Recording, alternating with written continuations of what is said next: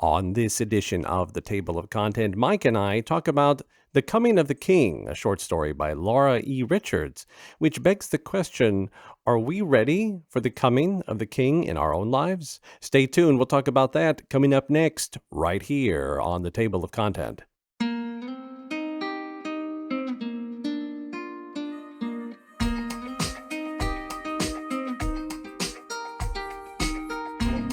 Thank you so much for tuning in to this episode of the Table of Content. Glad to have you with us. I am Albert Saenz, joined with Mike Timmons. Mike, how are you, sir? I am doing amazing. It is so great to be back on the show. Well, we always like to have you on as one of our hosts, and such good insight as always. But I Thank you. hope that you are in good spirits, in good health. Yes. So, as I said in the beginning, we are talking today about the short story by Laura E. Richards, The Coming of the King. And as I always like to remind the audience, if you have not heard the story, if you're not familiar with the story, you can go to our website, waobaudiotheater.org, or you can go to our YouTube channel for WAOB Audio Theater and look up under our short stories, The Coming of the King. It's an excellent short story, and I highly recommend. But let's get into it here. So, Mike, what are we dealing with in this story? Well, The Coming of the King, the title almost says it all. The king is coming, and there's children in a playground who hear about this king that might be passing by, and they need to get ready for it. They want to make the playground in order so that it is worthy of a king. And it's just so noble how these children work together to make something really beautiful and to prepare um, their surroundings for the great coming. What transpires, though, is that the king never comes, but instead, some stranger, some man not as gloriously clothed or esteemed, but nonetheless, they make him feel like a king. And I think it's just such a heartwarming story. Um, I love the last line. They notice how the sun is shining in his hair, and they say it looks like a crown of gold. Just like I said, heartwarming to say the least. Well, that's a great synopsis of the story. Now, let's see if we can sort of open that up in a little more Sure. detail. Uh, so, let's jump ahead a little bit. So, as you said, there was an announcement the king was coming. And I think what I like most is that, you know, we have an idea of most children. Most children are they're very sweet, they're very well-meaning, but their sense of, order or cleanliness is not always up to par. I think that's why parents, there's so many different, it's portrayed in books or movies, or even real parents talk about how they're, having to clean up and toys Mhm. all over the place and clothes and keeping their kids clean, and the room's a mess, and you try to get the kids to clean up. So normally it seems like we have this sense of children don't really upkeep themselves or their belongings very well. But we have children, and they say, "Did you hear that?" They said, "The king is coming. He may look over the wall and see our playground. Who knows? We must put it in order."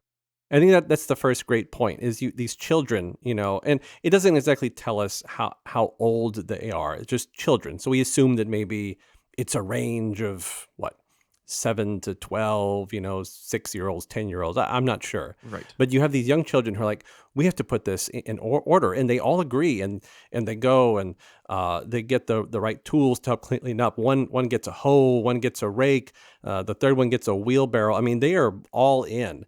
And that's such a great sort of uh, like image of all these children working together of their own accord without anyone telling them to help clean up their playground. I thought the same thing when I read it. I thought, wow, what what amazing kids. You don't see enough of those kids in our day and age. Yeah, I've got to Uh, talk to my own kids about this. seriously. And my nieces and nephews, it's like, what are they doing? Why can't they just focus on Right, cleaning up? It's like the last right. thing kids want to do, right? Um, but I'm like, is this heaven? Like, what is going on? But but there are children that have that sense of not just focused on what's going to bring them the most happiness, but they really have that concern for others, and Sure, sure. it seems like there is a group of them in this instance. But then they kinda take it to the next step, right? So Oh they yeah. they clean it first, and they said, "But we must make it pretty too, for kings are used to fine things. Maybe he would not notice more cleanness, for he may have it all the time." So I say, "Okay, Mm. well, the king's used to things being clean, so now we gotta make it pretty." And they just continue on, like, to try to make their playground as nice as possible. Yeah, they go all out. Just like you said, they start sprinkling the grass with flowers, I believe, if I remember that correctly. Yeah, it says one brought sweet rushes and strewed them on the ground. Others made garlands of oak leaves and pine tassels and hung them on the walls. And the littlest one pulled marigold buds and threw them all about the playground. So, really, I mean, they were just making this sort of a kingly space. Yes, yes. And this is when I think something beautiful happens. It's before the king even comes, and does the king even come? We don't know. Like we can get into that later. Right. But the important thing is that already there is something that is beginning, something that's really amazing, and it's within their hearts, and it's not something that's dependent on whether a king comes or not. Already we see something really beautiful happening. And here's one of the first points, right? So it says, when all was done, the playground was so beautiful that the children stood and looked at it and clapped their hands with pleasure. "Let us keep it always like this," said the littlest Mm, one. And the others cried, "Yes, yes, that is what we will do." So, not even talking about the king yet, just the children themselves recognize the benefits of what they've done. They've done something good for themselves, and they can relish in that, and they want to keep it that way. And I think that we notice that in our own lives, right? oh So yeah. maybe we've got a dirty garage, or we need to clean up our backyard, or something else that we need to upkeep or change. And you're like, man, I need to wash my car. I should wash it all the time. Hmm. I think when we do something that's good and it has a good outcome, we can't help but recognize it. And we may not be perfect at maintaining it, but we do realize interiorly that I want to do this more. I want to keep Right. things clean. I want to keep things good. Oh, of course. I remember growing up and, there's a guest coming over our house and we would just clean the house like, the king was coming essentially. And Right. we Yep. would Yep. have like, and the thought was after it was done, it was like, why can't our house always look like this? Like, why Right. can't we always be ready Yeah, for a guest exactly. to come? Exactly. Why can't we like treat every day as if the king was coming? And I think the children recognize that in this story. They their eyes were just open to like, wow, this is beautiful. Yeah, so with or without the king, Hmm. the children have already learned a very valuable lesson that they are sort of latching onto. Yes, for sure. So we go on, and they wait and they wait and they wait and they wait, and the And they wait. king, right, and they wait. So after all of that waiting and feeling like the king isn't going to come, I'm sure, uh, a man who looks, as this says, with travel worn clothes and a Yes. kind, tired face, comes along the road and looks over the wall. And he says, "What a pleasant place. May I come in and rest, dear children?" Now, before we go into the rest of it, I think that it would be sort of, we could make an assumption here, like the kids would potentially say, "No, no, like this is for the king. We've done all this for the king. Like, I Mm, don't want you to come in. I don't want you to come in." But they do, like, these children are extremely just generous and caring, and they say, "Yes, come in and rest."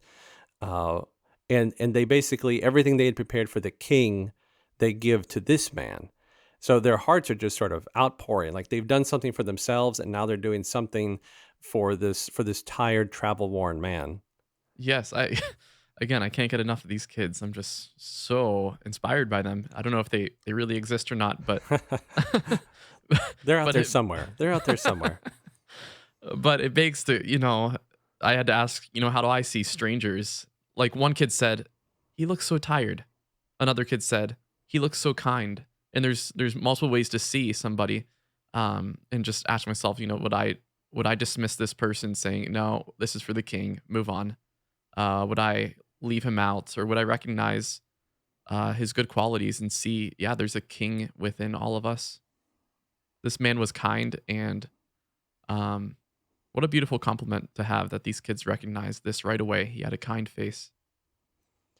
I like what you said there. You think you made a really good point that there is a king within all of us, Mm, and not so much a king of wealth, a king of pompousness, a king of grandeur, just a king. There is something great inside of us mm, that true. deserves to be sort of respected and treated like a king. And again, it's not so much to be treated with, fanfare and trumpets and all the things that we think about with a kingly stature, but just to be treated with such sort of reverence and kindness and to offer gestures of a true sort of giving heart, that we all have that within us and every one of us is entitled to sort of be treated in that, kingly fashion.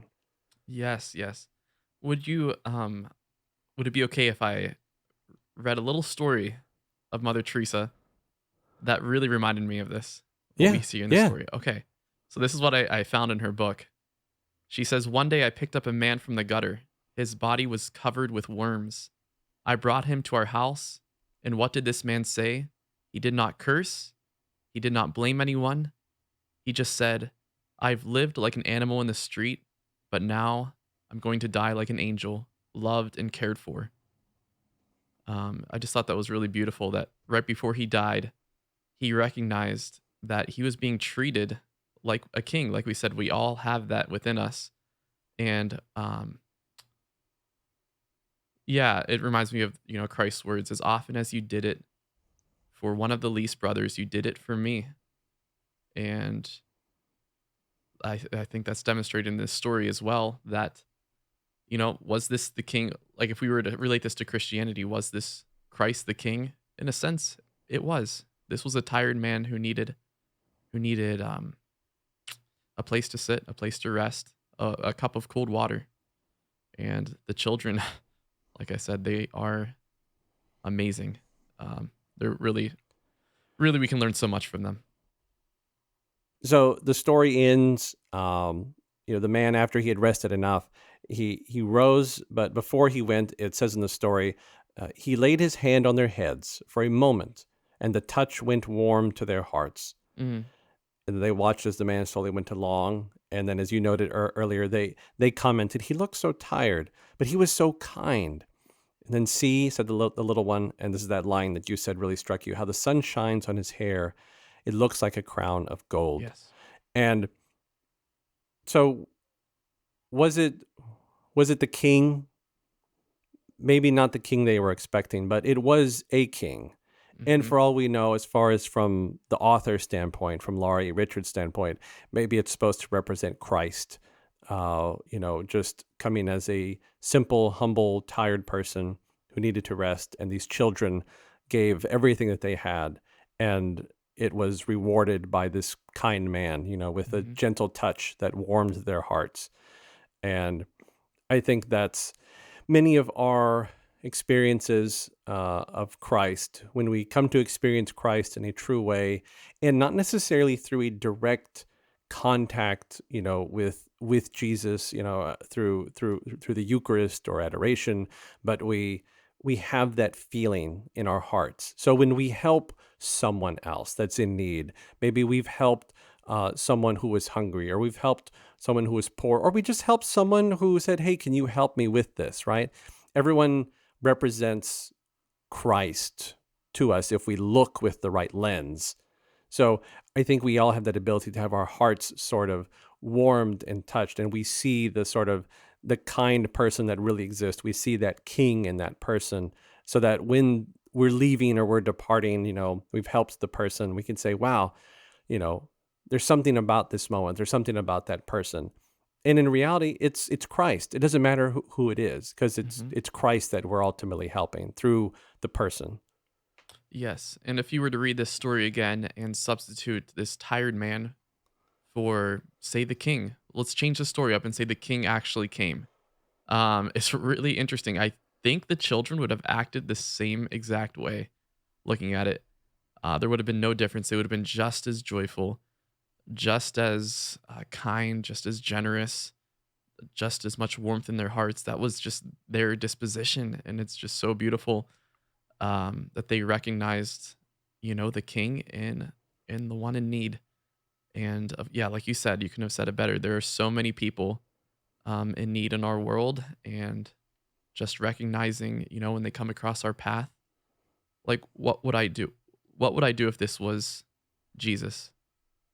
Um, because in a certain sense, it is, as Christ said, he's in the least, the poor ones, the ones who need us. So yeah, just beautiful story. And I just think to reiterate, that we have to remember that, like so many of us, I think in our Christian faith, like we say, Jesus, why can't Jesus appear the way that he Hmm. appeared to the disciples? Why won't Jesus make an appearance again? And we get kind of flustered, especially when, things are hard or we're going through a rough time. We're like, Jesus, if you would just show yourself, if you would just tell me, right? Right. But he constantly makes himself present through all the ways around us, all the people, Hmm. all the things. And it's a matter of just recognizing, right, that the the King, the Savior, Jesus Christ, that he is here with us. And these children recognized it to a certain extent. Now, again, the children don't say in the story, that was Jesus, they don't Yeah. say that was the king. They just recognize it as a tired old traveler. But I think that we can see Jesus if we would just open our eyes and our heart to it and realize, hey, he is here. He is with us. And he does come to us when we are in need, but we have to be able to recognize it. Exactly. And I think of, Matthew 25. Yeah, I want to see Jesus. Where is he? Like you said, but and then the end times. When did we see you? When did we see you, hungry? When did we see you thirsty? We don't remember seeing you. And all along, he was right in our midst. Um, and the children, like, I keep going back to those children. Uh, yeah, let the children come to me. Unless you become like a little child, you will not enter the kingdom of heaven. And I think these children capture that sentiment so perfectly of what Christ is calling us to. There's another point here which I think is worth noting, and it goes back to the children's preparation. All the cleaning they did of their space, Hmm. all the beautifying of their space, all for the king, because they knew that it was worth it. They recognized their space wasn't ready for the king. And in our Christian faith, we have two seasons throughout our year where we sort Yes. of prepare. We have our Advent season, which prepares us for Christmas and the birth of Christ. Then we have our Lenten season, which prepares us for the glorious resurrection. But they're penitential. There's sort of a time of suffering. There's not as much celebration, but we're preparing. We prepare, especially in the Lenten season. We fast, we give alms, we do our Hmm. best to sort of sacrifice for the King, to sacrifice for Jesus. And it's kind of funny, right? Because we do all this stuff for Lent, and I'm going to give Hmm. up this, and I'm going to do this extra, and I'm going to do this, and great, super, fantastic. But then after Lent, it's like, okay, well, that's done. Okay, well, I'm glad we made it through. Right. And versus, it's not supposed to be just Lent. It's not just supposed to be Advent. It's supposed to be something that we actually carry on past Mm, Lent. And the children were like, we need to always keep this clean. We that's always right. need to Yeah. keep this pretty. And I think in our own lives, we need to be like the children. We need to keep our playground pretty. We need to keep it clean. And it's not a perfect situation. I'm sure that the playground is going to get a little dirty, but they can clean it again. And we can do that. Our playground is going to get a little dirty, but we can always clean it again. Thank goodness for the Lord's mercy and reconciliation. But I Mhm. I think it's a good sentiment that we ourselves need to we need to clean up in this time of preparing for the coming of the King. Yeah, I agree spot on. I think that's really what Advent and Lent are really all about. And sometimes we need those seasons, just like those kids in the playground. It says their playground was sadly dirty, and in the corners were scraps of paper and broken toys, for these were careless children. But once they heard that a king was coming, all of a sudden they are cleaning away. And I think that's what Advent and Lent are about, just kind of those wake up calls and a reminder like, yeah, let's keep it like this more than just these 40 days or more than these few weeks of Advent. We really want this to be like this all the time so that we're ready if a king were come. And even if he never comes or he doesn't come yet, um, it's still good to keep it like this because who knows, someone else might come who is who is a king in their own way in a certain sense. And I just, yeah, again, just I think we need to look at our own lives, maybe even look at what's going on in the world right now and see where is that that tired man in our lives? Where is that kind man, that man that needs us to treat him or her like a king? And maybe in the situation in Ukraine or whatever's going on in our world, how can I, instead of just dismissing it, saying, okay, whatever, I can't do anything. That's not, I'm here to, serve Jesus. I don't have time for these other people. Like, no, that it goes hand in hand, serving Christ and serving these people in need and just opening our eyes, like you said, and just being ready to treat that stranger as if they were Christ. And I think the other thing is, in like these seasons that we spend as Christians preparing, and we find growth in ourselves, if we're disposed to it, if we're open to it, it can lead to more good, right? Mm, So the children recognize the goodness of a clean playground, and they tell themselves, let's do this all the time. yes. When we do something to make our own lives better, it's like there's got to be something else then, right? I mean, this is one thing. But, I make this one change. What's something else that I can do? There's this animated short film. I don't even know what it's called. It was made like in Europe or something, but Hmm. it was someone's little short. And this man who keeps his hands in his pocket and doesn't take them out to help anyone is suddenly sort of forced upon a situation where this elderly woman just grabs his wrist to help cross the street. And he sort Hmm. of begrudgingly does it. But then as they finally get to the other side of the road, this woman gives him uh, a kiss on the cheek, and he goes home and he thinks about his hand that was sort of taken out and used for something Mm, good. And then yes. suddenly he realizes, well, I could do something else. And then he can do something else, and he can do something else, and then he can share that. He shares it with Mm, another man who he sees was just like himself.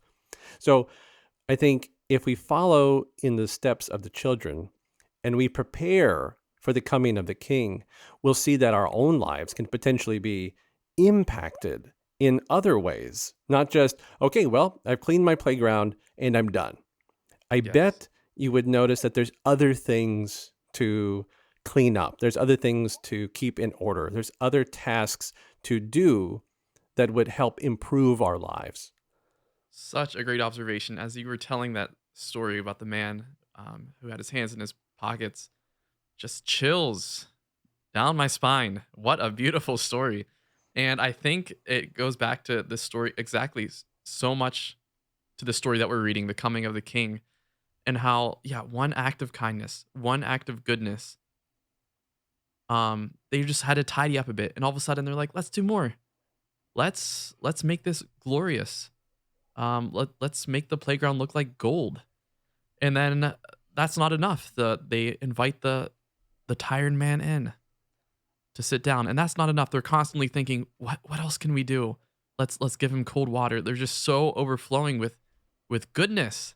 Um, and I think if the story were to continue on, you'd hear more and more of what can we continue doing because this is just so beautiful. They're doing something beautiful and they want to do more of it. And like you said, goodness begets goodness. Well, we have to bring this to a close, but Aw, I know, Mike, I know, but the audience has other things that they need to work on and do, but okay. they can come back for another episode, another time. Yes, please do. Uh, but I think we take away from this that we could all be a little bit more like the children in this story Mhm. and work to prepare ourselves for the coming of the King, whoever that is.